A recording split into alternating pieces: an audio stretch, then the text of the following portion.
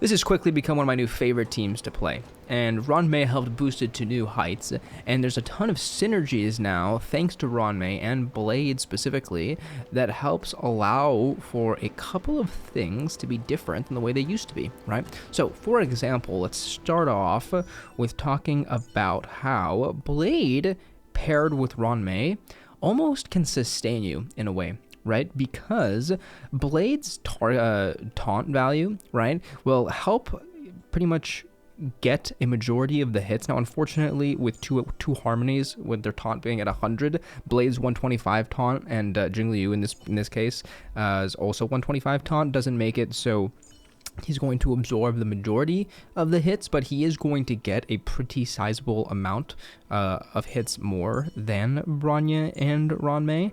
And what that means is that he's going to be triggering his talent a lot more.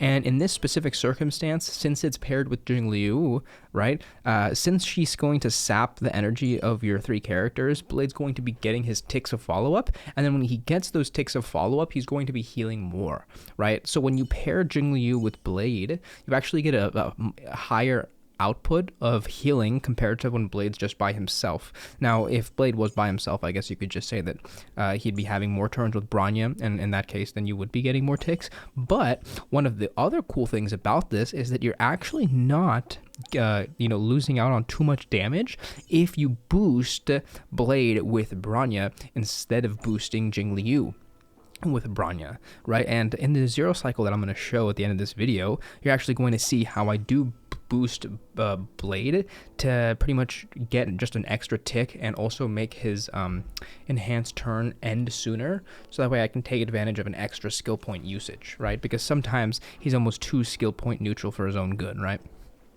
Now, another really cool thing about this team is that Ranmei just so happens to have the most perfect stat buffs for both characters, right? Jingliu gains so much attack from her own trace, right, from her own talent, this 180%, that she craves damage percent. That's why Bronya is so good with Jingliu. Well, Ranmei now is going to be adding another 66% or whatever level it is, right, damage percent to your character, paired with another category of damage increase that is just non-existent for Jingliu and Blade also, right?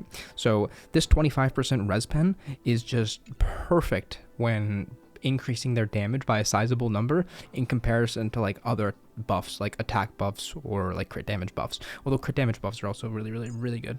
That's why this ult on Bronya is damn good. Even though the attack might not benefit either character as much, the crit damage buff is really good.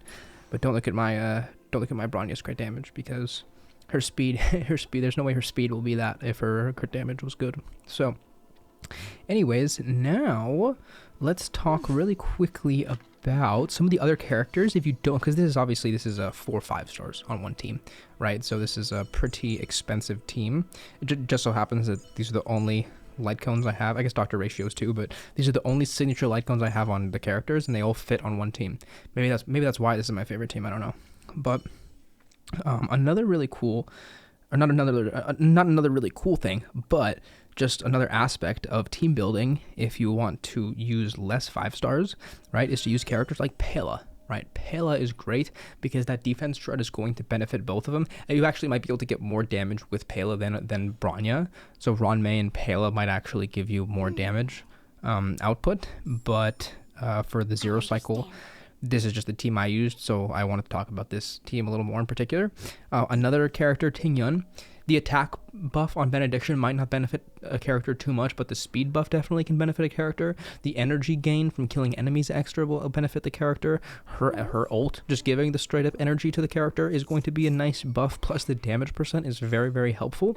You can also split up buffs, which is really nice. So Tingyun definitely is up there on a good partner. As for sustain, any character works, right? Bailu is good, Japard works, Luocha, Fu Xuan. I personally, I think Fu Xuan's probably the best just because of the crit rate. Just both characters can benefit from crit rate. Jingliu, since her cap is 50%, you can pretty much, now her cap is 40%, now you can focus on really building up her crit damage as much as possible. Other characters, Yukong is kind of iffy with them. It doesn't work too much. Asta, the attack is kind of useless. The speed's nice, but you know, as a sustain, Huo Huo is really, really nice if you want to just be in the overworld compared to Fuchuan, which is Fuchuan is kind of like a, you don't get as much healing, but it's better for offense. But Huo Huo does give you the energy, so in some cases, this might actually help with offense more, especially depending on what light cone. So for example, this shared feeling will give them a little bit more energy, so that might help some breakpoints here and there. So yeah, anyways, let's jump into MOC12 and see how the zero cycle goes. Okay, so starting off versus the deer, we are going to be using all of our techniques here. And depending on which character gets boosted, we're going to take a different cycle of actions, right? So, okay, so Jingliu is going to be the first character to be boosted, right? So we are just going to go straight into the enhanced state, which normally would be a bad thing because this makes it so we're not going to be able to get her ult under Bronya's damage boost, but that's actually okay because we don't want to be dealing too much damage in this first run, or in this first wave, you know? So we are going to now get Ronmei's ult up for the res pen, plus the damage boost from her light tone, which is really, really nice.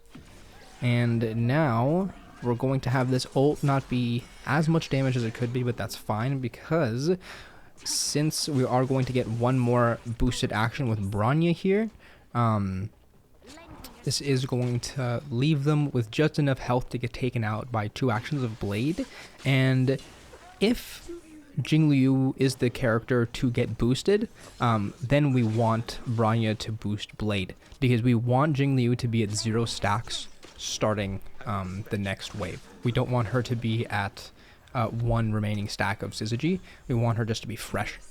And also we forego all the bonuses from Bronya's ult because we need to save that for the very, very end, right? So Jingliu also got advanced forward there, which means that we are going to gain our 1 stack there. So we are going to be 1 turn back on Jingliu's enhanced state, but that is fine. We're just going to have to take a different cycle of actions. Perfect. So we're going to forego the ult again. Basic here with Ronmei, and now since we have our characters last 2 turns each, now we're good to use Bronya's ult. And it's pretty much from here, our ult's going to do too much damage, right? Our ult's going to do way more than 23. It's going to do close to 50%. So what we're going to do is we're actually going to skill, right? And then before the turn ends, we're going to use our ult, let the phase go into the second phase, and then use our ult. So now we're getting maximum damage output on this side. That's beautiful. That's 176. That's single target, right? So that would have been like 300, maybe something else if there was adjacent enemies. So now, because Blade got that first turn, or got that extra turn at the end of the last cycle, he's going to be losing out on his enhanced state now. So now we are going to get an extra use of his skill. So that means that we can take advantage of our 2 skill points. So now we only have 1 left for Bronya, which is going to boost Jingliu. And after Blade's follow-up, ult, and basic, right, taking it down from 50 to 25, now all we have left is just Jingliu to take out the remaining 25% with a Bronya boosted enhanced skill. And beautiful. Dead. Dead deer. Okay, so let's check out the builds I used for this particular run. Okay, so for this build here, we do have Jingliu being 40 over 240.